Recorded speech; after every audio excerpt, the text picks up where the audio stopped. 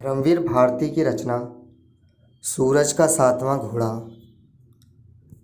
पहली दोपहर की कहानी नमक की अदायगी, अर्थात जमुना का नमक माणिक ने कैसे अदा किया। उन्होंने सबसे पहली कहानी एक दिन गर्मी की दोपहर में सुनाई थी, जब हम लोग लू के डर से कमरा चारों ओर से बंद करके सिर के नीचे भीगी तौलिया रखे चुपचाप लेटे थे। प्रकाश और ओमकार ताश के पत्ते बांट रहे थे और मैं अपनी आदत के मुताबिक कोई किताब पढ़ने की कोशिश कर रहा था। माणिक ने मेरी किताब छीनकर फेंक दी और बुजुर्गाना लहजे में कहा, यह लड़का बिल्कुल निकम्मा निकलेगा। मेरे कमरे में बैठकर दूसरों की कहानियाँ पढ़ता है। छी, बोल कितनी कहानियाँ सुनेगा। सभी उठ बैठे और माणिक मुल्ला से कहानी सुनाने का आग्रह करने लगे। अंत में माणिक मुल्ला ने एक कहानी सुनाई, जिसमें उनके कथनानुसार उन्होंने इसका विश्लेषण किया था कि प्रेम नामक भावना कोई रहस्यमय, आध्यात्मिक या सर्वथा व्यक्तिक भावना न होकर वास्तव में एक सर्वथा मानवीय सामाजिक भावना है। अतः समाज व्यवस्था से अनुशासित होती है और उसकी नींव आर्थिक संगठन और वर्ग संबंध पर स्थापित है। नियमानुसार उन्होंने पहले कहानी का शीर्षक बताया, नमक की अदायगी। इस शीर्षक पर उपन्यास सम्राट प्रेमचंद के नमक का दरोगा का काफ़ी प्रभाव मालूम पड़ता था, पर कथावस्तु सर्वथा मौलिक थी। कहानी इस प्रकार थी। माणिक मुल्ला के घर के बगल में एक पुरानी कोठी थी, जिसके पीछे छोटा अहाता था। अहाते में एक गाय रहती थी, कोठी में एक लड़की। लड़की का नाम जमुना था, गाय का नाम मालूम नहीं। गाय बूढ़ी थी, रंग लाल था, सींग नुकीले थे। लड़की की उम्र 15 साल की थी, रंग गेहुआ और स्वभाव मीठा, हंसमुख और मस्त। माणिक, जिनकी उम्र सिर्फ 10 बरस की थी, उसे जमुनिया कहकर भागा करते थे और वह बड़ी होने के नाते जब कभी माणिक को पकड़ पाती थी तो इनके दोनों कान उमेटती और मौके बेमौके चुटकी काटकर इनका सारा बदन लाल कर देती। माणिक मुल्ला निस्तार की कोई राह न पाकर चीखते थे, माफ़ी मांगते थे और भाग जाते थे। लेकिन जमुना के 2 काम माणिक मुल्ला के सुपुर्द थे। इलाहाबाद से निकलने वाली जितनी सस्ते किस्म की प्रेम कहानियों की पत्रिकाएं होती थीं, वे जमुना उन्हीं से मंगवाती थीं। और शहर के किसी भी सिनेमाघर में अगर नई तस्वीर आई तो उसकी गाने की किताब भी माणिक को खरीद कर लानी पड़ती थी। इस तरह जमुना का घरेलू पुस्तकालय दिनों दिन बढ़ता जा रहा था। समय बीतते कितनी देर लगती है, कहानियाँ पढ़ते पढ़ते और सिनेमा के गीत याद करते करते जमुना 20 बरस की हो गई और माणिक 15 बरस के। और भगवान की माया देखो कि जमुना का ब्याह ही कहीं तय नहीं हुआ। वैसे बात चली, पास ही रहने वाले महेश्वर दलाल के लड़के तन्ना के बारे में सारा मोहल्ला कहा करता था कि जमुना का ब्याह इसी से होगा, क्योंकि तन्ना और जमुना में बहुत पटती थी। तन्ना जमुना की बिरादरी का भी था, हालांकि कुछ नीचे गोद का था।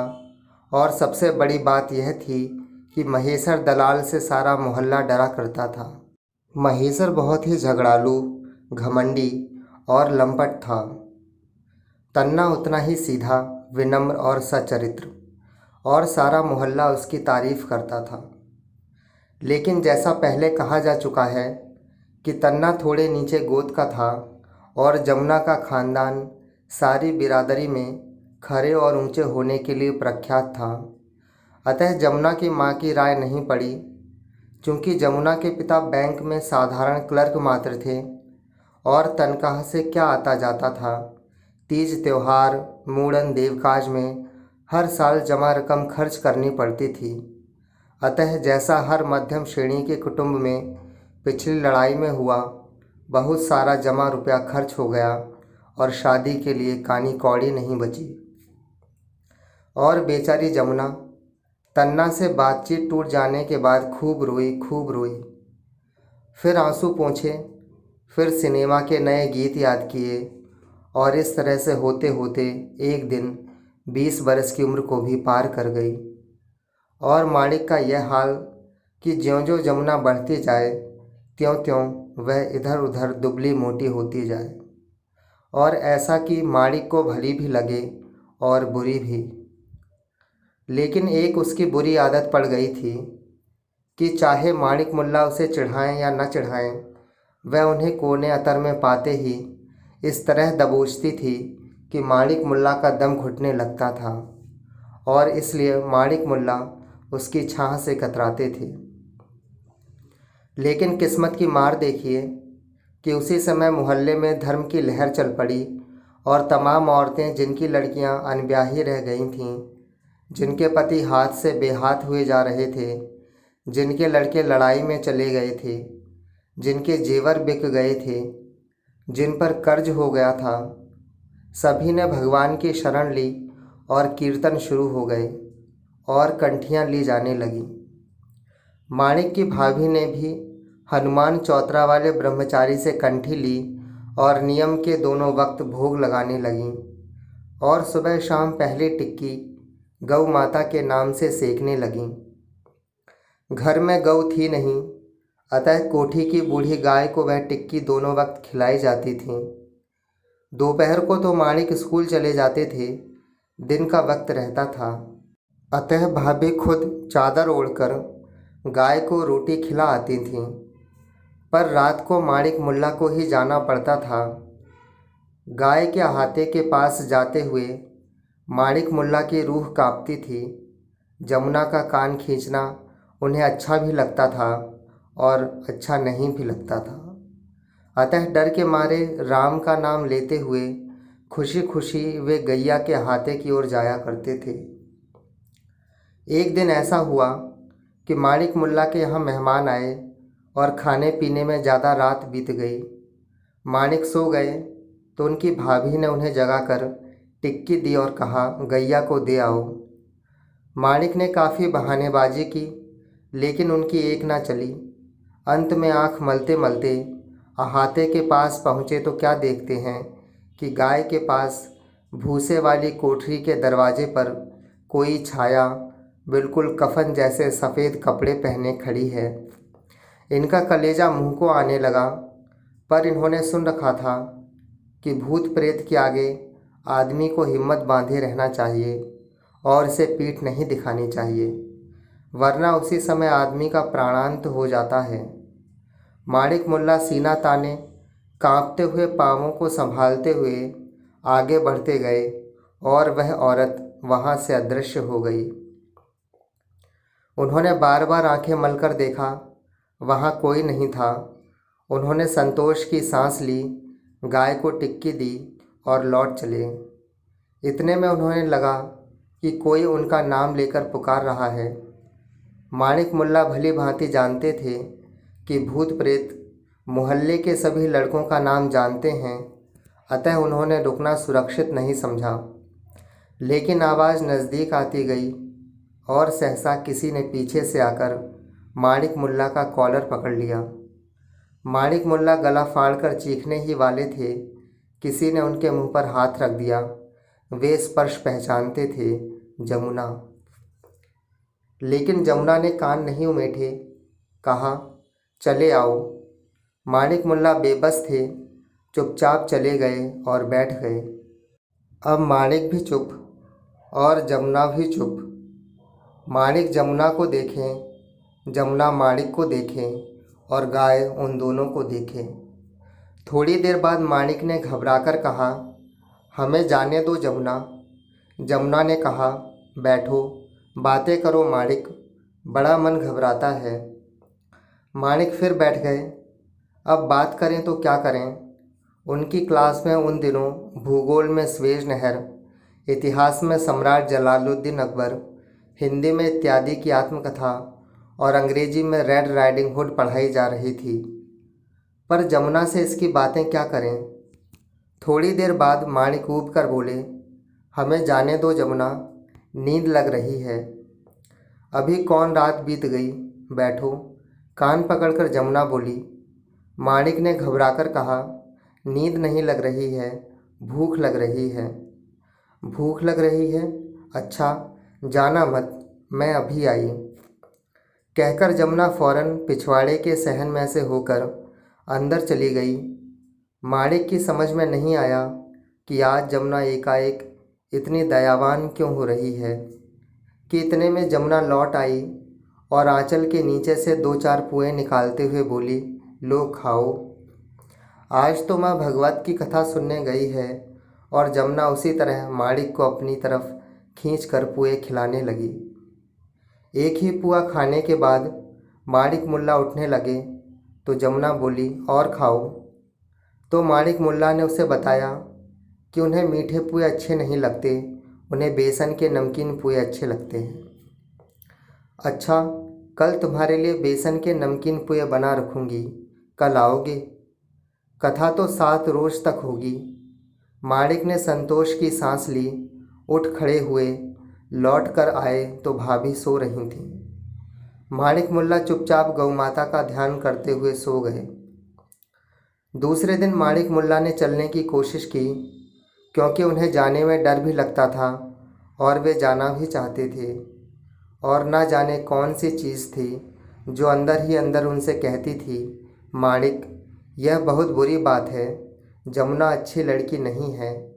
और उनके ही अंदर कोई दूसरी चीज़ थी जो कहती थी, चलो माणिक, तुम्हारा क्या बिगड़ता है, चलो देखें तो क्या है। और इन दोनों से बड़ी चीज़ थी नमकीन बेसन का पुआ, जिसके लिए ना समझ माणिक अपना लोक परलोक दोनों बिगाड़ने के लिए तैयार थे। उस दिन माणिक मुल्ला गए तो जमुना ने धानी रंग की वाइल की साड़ी पहनी थी, अरगंडे की पतली ब्लाउज पहनी थी, 2 चोटियाँ की थीं, माथे पर चमकती हुई बिंदी लगाई थी। माणिक अक्सर देखते थे कि जब लड़कियां स्कूल जाती थीं तो ऐसे सज धज कर जाती थीं। घर में तो मैली धोती पहनकर फर्श पर बैठकर बातें किया करती थीं, इसलिए उन्हें बड़ा ताज्जुब हुआ। बोले, जमुना, क्या भी स्कूल से लौट रही हो? स्कूल स्कूल जाना तो माँ ने 4 साल से छुड़ा दिया। घर में बैठी बैठी या तो कहानियाँ पढ़ती हूँ या फिर सोती हूँ। माणिक मुल्ला की समझ में नहीं आया कि जब दिन भर सोना ही है तो इस सज धज की क्या ज़रूरत है। माणिक मुल्ला आश्चर्य से मुंह देखते ही रहे कि जमुना बोली, आँख फाड़ फाड़ कर क्या देख रहे हो? असली जर्मनी की अरगंडी है, चाचा कलकत्ते से लाए थे, ब्याह के लिए रखी थी। ये देखो, छोटे छोटे फूल भी बने हैं। माणिक मुल्ला को बहुत आश्चर्य हुआ। उस अरगंडी को छूकर जो कलकत्ते से आई थी, असली जर्मनी की थी और जिस पर छोटे छोटे फूल बने थे। माणिक मुल्ला जब गाय को टिक्की खिला चुके तो जमुना ने बेसन के नमकीन पुए निकाले, मगर कहा, पहले बैठ जाओ, तब खिलाएंगे। माणिक चुपचाप चलने लगे। जमुना ने छोटी सी बैटरी जला दी, पर माणिक मारे डर के कांप रहे थे। उन्हें हर क्षण यही लगता था कि भूसे में से अब सांप निकला, अब बिच्छू निकला, अब कांतर निकली। रूंधते गले से बोले, हम खाएंगे नहीं, हमें जाने दो। जमुना बोली, कैथे की चटनी भी है। अब माणिक मुल्ला मजबूर हो गए। कैथा उन्हें विशेष प्रिय था। अंत में सांप बिच्छू के भय का निरोध करके किसी तरह वे बैठ गए। फिर वही आलम कि जमुना माणिक को चुपचाप देखे, माणिक जमुना को चुपचाप देखें और गाय इन दोनों को। जमुना बोली, कुछ बात करो माणिक। जमुना चाहती थी कि माणिक उसके कपड़े के बारे में बातें करें, पर जब माणिक नहीं समझे तो वह खुद बोली, माणिक, यह कपड़ा अच्छा है, बहुत अच्छा है जमुना। माणिक बोले, पर देखो, तन्ना है ना, वही अपना तन्ना। उसी के साथ जब बातचीत चल रही थी तभी चाचा कलकत्ते से ये सब कपड़े लाए थे। 500 रुपये के कपड़े थे। पंचम बनिया से एक सेट गिरवी रख के कपड़े लाए थे। फिर बात टूट गई। अभी तो मैं उसी के यहाँ गई थी। अकेले मन घबराता है। लेकिन अब तो तन्ना बात भी नहीं करता, इसलिए कपड़े भी बदले थे। बात क्यों टूट गई जमुना? अरे तन्ना बहुत डरपोक है। मैंने तो माँ को राजी कर लिया था, पर तन्ना को महेश्वर दलाल ने बहुत डांटा। तब से तन्ना डर गया और अब तो तन्ना ठीक से बोलता भी नहीं। माणिक ने कुछ जवाब नहीं दिया तो जमुना फिर बोली, असल में तन्ना बुरा नहीं है, पर महेश्वर बहुत कमीना आदमी है और जब से तन्ना की माँ मर गई तब से तन्ना बहुत दुखी रहता है। फिर सहसा जमुना ने स्वर बदल दिया और बोली, लेकिन फिर तन्ना ने मुझे आशा में क्यों रखा? अब ना मुझे खाना अच्छा लगता है ना पीना। स्कूल जाना छूट गया। दिन भर रोते रोते बीतता है माणिक। और उसके बाद वह चुपचाप बैठ गई। माणिक बोले, तन्ना बहुत डरपोक था, उसने बड़ी गलती की। तो जमुना बोली, दुनिया में यही होता आया है। और उदाहरण स्वरूप उसने कई कहानियाँ सुनाई जो उसने पढ़ी थी या चित्रपट पर देखी थी। माणिक उठे तो जमुना ने पूछा कि रोज़ आओगे ना? माणिक ने आनाकानी की तो जमुना बोली, देखो माणिक, तुमने नमक खाया है और नमक खाकर जो अदा नहीं करता उस पर बहुत बड़ा पाप पड़ता है, क्योंकि ऊपर भगवान देखता है और सब वही में दर्ज करता है। माणिक विवश हो गए और उन्हें रोज़ जाना पड़ा और जमुना उन्हें बिठाकर रोज़ तन्ना की बातें करती रहती। फिर क्या हुआ?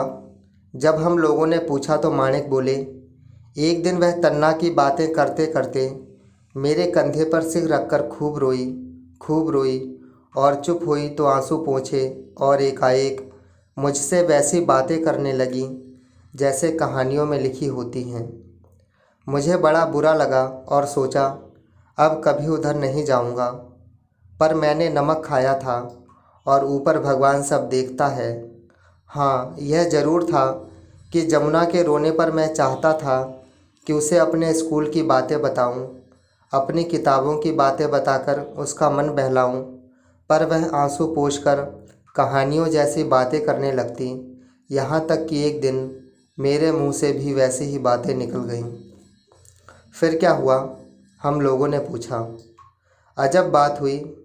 असल में इन लोगों को समझना बड़ा मुश्किल है। जमुना चुपचाप मेरी ओर देखती रही और फिर रोने लगी। बोली, मैं बहुत ख़राब लड़की हूँ। मेरा मन घबराता था, इसलिए तुमसे बात करने आती हूँ, पर मैं तुम्हारा नुकसान नहीं चाहती। अब मैं नहीं आया करूँगी। लेकिन दूसरे दिन जब मैं गया तो देखा फिर जमुना मौजूद है। फिर माणिक मुल्ला को रोज़ जाना पड़ा।